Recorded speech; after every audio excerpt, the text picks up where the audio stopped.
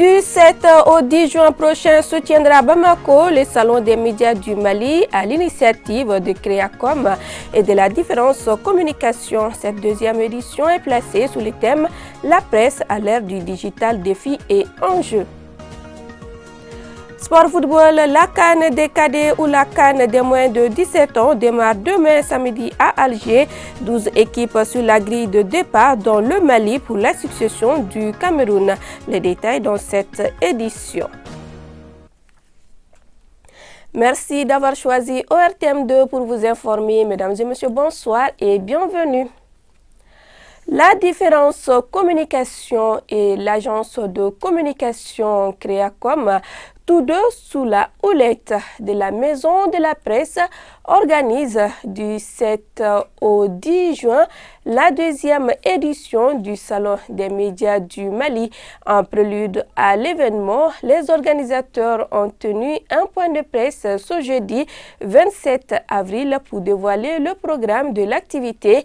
L'édition 2023 va enregistrer la participation des médias des pays voisins. Astansou. Initialement prévu du 4 au 6 mai de l'année 2023, le SAM Mali, Salon des médias du Mali, dans le souci d'une plus grande inclusivité des acteurs de médias, se tiendra finalement du 7 au 10 juin prochain. L'annonce a été faite au cours d'un point de presse animé par les organisateurs, à leur tête le président de la fêtière maire. Pour cette deuxième édition, nous voulons vraiment faire en sorte qu'il y ait moins de critiques possibles, qu'il y ait beaucoup de profits. Et c'est la raison pour laquelle nous avons décidé d'être avec vous aujourd'hui pour vous expliquer l'esprit du salon, pour vous expliquer les raisons qui nous amènent effectivement à nous donner encore un peu de temps pour mieux organiser, pour mieux structurer cette activité qui ne cesse de prendre une dimension mondiale. Pour la deuxième édition consécutive, les activités du SAM Mali s'annoncent riches en couleurs. En effet, le salon va s'articuler autour de 3 principaux axes, nous annonce le président de la commission d'organisation. Le premier volet, c'est l'exposition des organes des médias. Le second volet, c'est les conférences débats que les modernes appellent aujourd'hui les panels. Nous nous sommes dit qu'il faut inviter et les doyens, mais aussi les chercheurs pour qu'on réfléchisse sur les mots qui minent notre métier. Le troisième volet du salon des médias, c'est la formation. Nous nous sommes dit, avec l'apport du président de la Maison de la Presse, qu'aujourd'hui, nous avons des problèmes. Surtout nous de la jeune génération. Nous manquons de formation, il faut le reconnaître. Nous nous sommes dit qu'il faut démarrer une initiative de formation des web TV, mais aussi des offres de radio. Au-delà de créer un cadre de rencontres et d'échanges, le salon se veut être un espace où les acteurs concernés arrivent à souffler dans la même trompette. D'autant plus que la nécessité de réguler le secteur se fait ressentir. Moi, je dirais que le salon va permettre la quintessence, trouver les chances qui s'offrent à nous, comme dirait le président Badjougou, avoir le meilleur fusil du pôle, le meilleur angle de tir pour que nous soyons de ce concert-là. Parce qu'on a une place à prendre. Et aujourd'hui, ce salon dédié à l'ère du numérique est aujourd'hui un instrument que d'abord tous les hommes de médias doivent saisir. Des stands d'exposition, des panels animés par des personnalités émérites, une école pour former les hommes de médias, autant d'activités qui vont meubler la deuxième édition du SAM Mali. Et au-delà, les médias des pays de la sous-région, dont le Sénégal, la Guinée, le Niger et le Burkina Faso, prendront part à l'événement. Moins connu par la population, pourtant très utile en cas d'incendie, les inspecteurs semblent de nos jours être négligés. Si certains en possèdent, peu de personnes savent comment s'en servir. Selon les spécialistes, l'extincteur s'avère une obligation à domicile dans les structures publiques et privées pour prévenir d'éventuels incendies. Saloum Konaté. Outil de première ligne pour lutter contre l'incendie. L'extincteur, c'est de lui dont il s'agit. Ces outils qui permettent d'agir très rapidement dès les premiers instants de la déclaration d'un incendie a un rôle capital dans les stations, véhicules, structures et lieux publics. Pourtant utile, voire même indispensable, cet outil est négligé par bon nombre de citoyens. Moussa Diallo est pompiste. Ce dernier est conscient de l'importance des instructeurs dans les stations.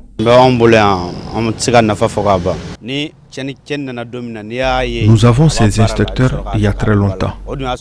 C'est vraiment important pour nous de l'avoir. En cas d'incendie, nous l'utilisons.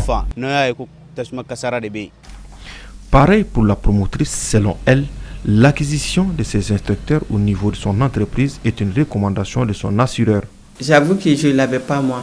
Donc c'est quand j'ai voulu aller assurer maintenant mon entreprise, comme j'ai eu de nouveaux équipements.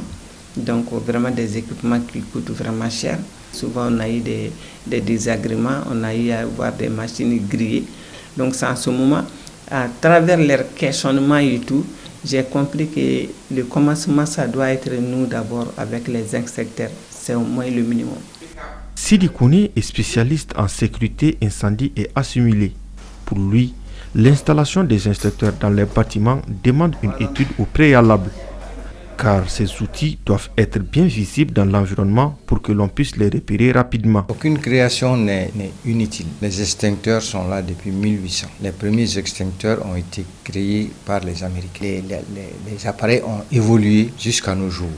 Possédant un extincteur, c'est un premier secours en attendant que la protection civile n'arrive chez vous. Pourquoi on fait une évaluation? On fait une évaluation pour d'abord voir la quantité d'extincteurs qu'il faut, le type d'extincteur qu'il faut, et puis le schéma du bâtiment. Maintenant, quel type d'extincteur? Ça dépend des matériels utilisés dans le bâtiment. Donc, il faut voir tout ça avant de faire une proposition. Selon les spécialistes, avoir des inspecteurs ne suffit pas, car chaque 6 mois, la maintenance est obligatoire. Dans une structure de la place, le constat est alarmant. Pour cause, la durée d'expiration date de 2015. Les appareils sont annuels. Dans l'année, il faut deux maintenances, donc semestrielles. Au bout d'un an, il faut voir si le produit qui est là-dedans, ça peut être de la poudre, ça peut être des émulseurs, ça peut être de la neige.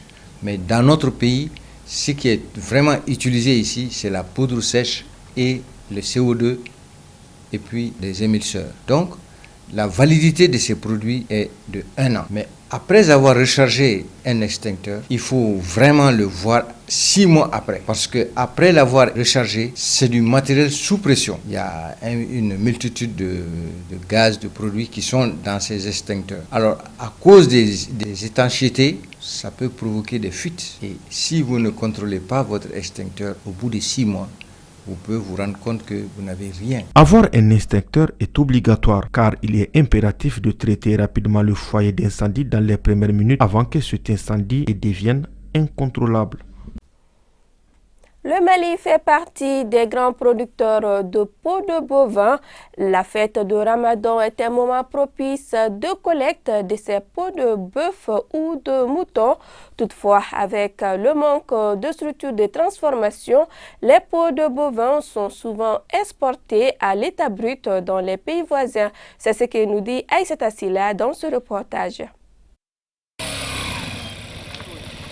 Ce sont plusieurs centaines de milliers de peaux de bœuf qui sont collectées ici à Golonina. Quelques jours après la fête de Ramadan, nous trouvons l'équipe en plein ramassage de ces peaux pour les revendre ou encore les expédier. Auparavant, on collectait de nombreux peaux de bœufs. Mais actuellement, à cause de la cherté des bœufs, il y a moins de ventes. Je vends ces peaux en fonction de l'épaisseur. Ces peaux de bovins sont exportées vers des pays voisins pour être transformées ou encore consommées. Je transporte ces peaux de bovins dans les pays voisins comme le Bénin, la Côte d'Ivoire ou encore le Sénégal, car ils en consomment beaucoup. Les moments les plus rentables pour nous, c'est à l'approche des fêtes. Juste à l'entrée de l'artisanat sont installés des vendeurs de cuir. Ici, vieux et jeunes assis sous des hangars s'échinent à transformer les peaux de bêtes en objets d'art. On revend ces peaux de bœuf aux artisans entre 500 et 1500 francs CFA. Ces derniers en font des petits objets et accessoires. On transforme ces peaux en chaussures, sacs, porte-monnaie ou encore garde-bijoux pour les revendre. En majorité, nos clients sont les touristes.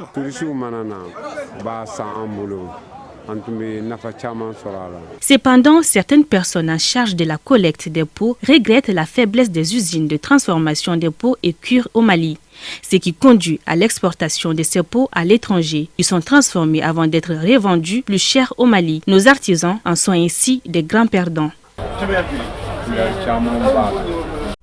Sur un tout autre sujet, les détenteurs des manuscrits ont besoin d'éditeurs pour vulgariser leurs connaissances. Une occasion qui pourra leur permettre d'avoir de l'argent, mais aussi et surtout de se faire une notoriété à travers leur production.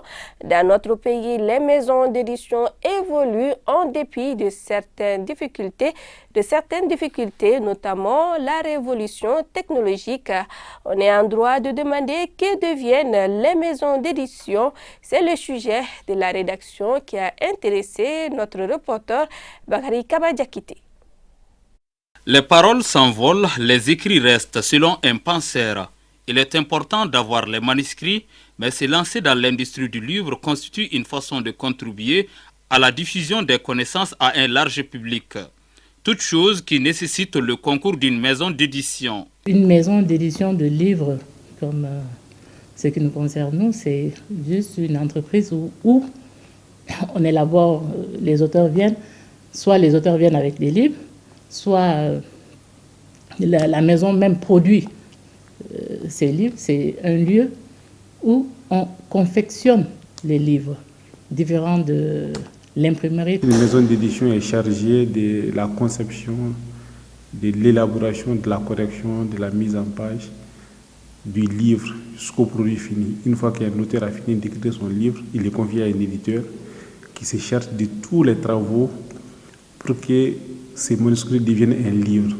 Les maisons d'édition ont leurs principes, c'est-à-dire des lignes éditoriales auxquelles les détenteurs des manuscrits doivent s'efforcer de respecter. En termes de principe, il faut juste avoir un certain niveau côté éditorial ou de la maîtrise des langues, parce qu'on ne produit pas seulement en français, de la maîtrise des langues et un peu sur le sujet. Nous faisons plutôt à la demande. Je veux tel ouvrage et c'est moi qui établis le fonctionnement de ce que je veux comme ouvrage. Donc, et là, je fais la recherche maintenant aux auteurs, ou soit nous-mêmes nous les produisons. C'est un peu comme ça que ça vient chez nous. Donc, il n'y a pas, les auteurs ne déboursent pas chez nous. Avant que l'éditeur ne prenne toute décision, il y a un comité de lecture qui se penche sur les manuscrits et qui donne son avis. Et c'est à partir de là que l'éditeur décide de faire les livres selon sa ligne éditoriale. Nous faisons des livres pour enfants, d'abord, puisque nous avons conscience que la lecture commence d'abord par les enfants. Les éditeurs rencontrent des difficultés dans la chaîne de production du livre jusqu'au produit fini. Après le travail éditorial à la maison d'édition, pour trouver un bon imprimeur, trouver les intrants qui coûtent cher, et voilà, c'est les difficultés parce que en fonction de la fabrication, le livre va coûter cher. Pas le travail établi dans la maison d'édition, non, mais au niveau de l'imprimerie, souvent avec les imprimeurs, pour pouvoir trouver un bon terrain d'entente et que ça soit, le livre puisse être accessible, je crois qu'il faut, c'est par rapport aux maisons d'édition. Si notre activité est principalement liée ou conditionnée à la lecture et que les gens ne lisent pas, il y a des problèmes. Ça, c'est le premier des problèmes. L'environnement, c'est aussi l'environnement politique immédiat. Jusqu'à cette date-là, la politique nationale du livre au Mali n'est pas effective. On espère que ce sera bientôt le cas. Mais pour le moment, il n'y a pas de politique adéquate qui permette aux maisons d'édition et aux auteurs de vivre correctement du travail qu'ils font.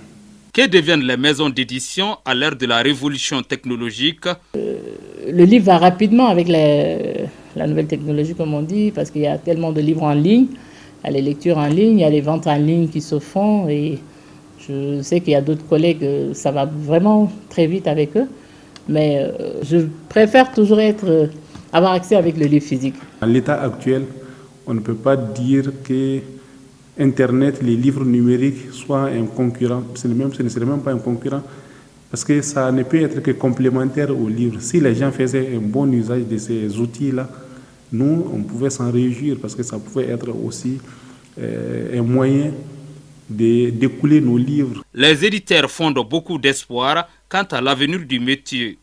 L'Organisation malienne des éditeurs de livres, l'OMEL, a été créée pour que le métier d'éditeur dans notre pays rayonne au-delà de nos frontières. Ce vendredi, dans les locaux de l'ORTM, a eu lieu une cérémonie de signature de protocole d'accord entre l'UNICEF et l'ORTM. Cette visite s'inscrit dans le cadre du renforcement du partenariat qui existe depuis 1993. Kadidiatou Kamisoko. 30 ans de partenariat jour pour jour entre UNICEF, ORTM et AMAP. Un partenariat qui vient d'être renforcé à travers la signature d'un protocole d'accord entre l'organisation et les deux organes publics. À travers cette signature, il s'agira de renforcer les capacités à travers la formation et l'équipement, la diffusion des productions de l'UNICEF sur le droit des enfants, la visibilité des interventions du programme de coopération et la participation des enfants à la promotion de leurs droits. C'est un partenariat qui nous permet de les appuyer dans le travail qu'ils font au quotidien, dans le cadre de l'appui à l'enfance. Et nous les appuyons aussi dans ce sens-là pour faciliter tout ce qui est communication dans le domaine. Vous savez, ils ont un vaste programme qui concerne l'ensemble du territoire et qui a un volet communication. Donc nous les appuyons dans ce domaine-là.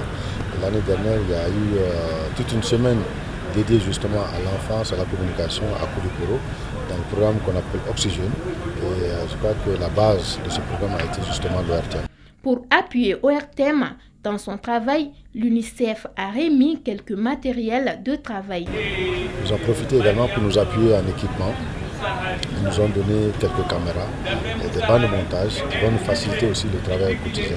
Ce n'est pas la première fois que l'UNICEF nous appuie et c'est toujours des appuis inestimables à l'endroit de l'ORTM, mais à l'endroit tout court de la communication. La cérémonie a pris fin par une visite guidée des installations de ORTM 1 et 2. Sport football à présent, la CAN des cadets ou la CAN des moins de 17 ans démarre ce samedi à Alger. 12 équipes sur la grille des départs pour la succession du Cameroun. Le Mali sera de la fête du football africain des jeunes. Vainqueurs en 2015 et en 2017, les Aiglonnais tenteront de décrocher leur 3e étoile dans cette compétition. Sragatou Sissé.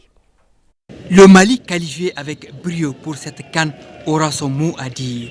Logé dans le groupe C à Annaba avec le Cameroun tenant du titre, le Burkina Faso et le Soudan du Sud, les Aiglonnais viseront leur 3e étoile de l'histoire après celle de 2015 et 2017. Le Mali va participer à sa 9e CAN des cadets. Seul le Nigeria est à 10 participations dans cette 14e édition. Les Aiglonnais du Mali, sous la direction du technicien Soumaïla Koulibaly, seront attendus. La vedette de l'équipe est le capitaine Ibrahim Diarra, élu d'ailleurs meilleur joueur du tournoi IFOA Zone 2 à Nouakchott en Mauritanie. Dans ce groupe, le Mali 2 fois, le Cameroun 2 fois et le Burkina Faso 1 fois ont soulevé le trophée. Le Mali entre en lice le 1er mai à 19h face au Burkina Faso, croise le Cameroun le 4 mai à 16h et boucle cette phase le 7 mai à 19h contre le Soudan du Sud. Et le point Covid de ce 18 avril 2023, sur 60 tests réalisés, 0 cas positif, 0 guéri, 0 décès et 3 personnes sont sous traitement. Et ce communiqué, le ministère des Affaires religieuses, du culte et des coutumes annonce au nom du Premier ministre et du président de la transition l'arrivée à bord du Royal Air Maroc en provenance de la France de la dépouille de Dramane Niaré, patriarche des Niaré du Mali et des familles fondatrices de Bamako le samedi à 1h du matin à l'aéroport international Modibo Keïta de Bamako. Par la même occasion, informe du déroulement des obstacles le dimanche 30 avril à 16h30. Et c'est ce qui met fin à cette édition. Grand merci à vous de nous avoir suivis. Très bonne suite de nos programmes.